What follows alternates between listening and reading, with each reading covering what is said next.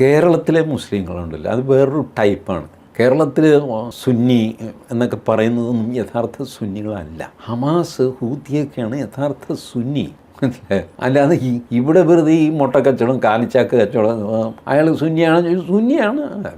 കാന്തപുരം മുസ്ലിയാർ, മറ്റേ മുസ്ലിയാർ, ജഫ്രി, മുത്തുക്കോയ തങ്ങൾ എന്നൊക്കെ പറഞ്ഞിങ്ങനെ 3 നേരം കഞ്ഞി കുടിക്കാനായിട്ട് ഇയാൾ ഈ കാലിച്ചാക്ക് തന്നെ വയ്ക്കണം. ഇങ്ങനത്തെ മുസ്ലിമിനെ കണ്ടാണ് നമ്മൾ സുന്നി പാവം, ഷിയ പാവം എന്നൊക്കെ പറയുന്നത്. ഇതൊന്നും അല്ല, ഇതൊക്കെ ഡ്യൂപ്ലിക്കേറ്റാണ്, പാവങ്ങളാണ്, സത്യത്തിൽ പാവങ്ങളാണ്. ഇവിടുത്തെ മുസ്ലിം ലീഗുകാർ പോലും സുന്നികളെന്നൊക്കെ വിളിക്കും. സുന്നി യുവജന സംഘം, ജംഇയ്യത്തുൽ ഉലമ എന്നൊക്കെ പറയും, വലിയ വലിയ പേരുകളൊക്കെ ഇടുന്നത്. സാധു മനുഷ്യനാണ്, നല്ലവരാ. ഇതിൻ്റെ ഒക്കെ ഒറിജിനൽ കാണണമെങ്കിൽ ബംഗ്ലാദേശിൽ പോകണം.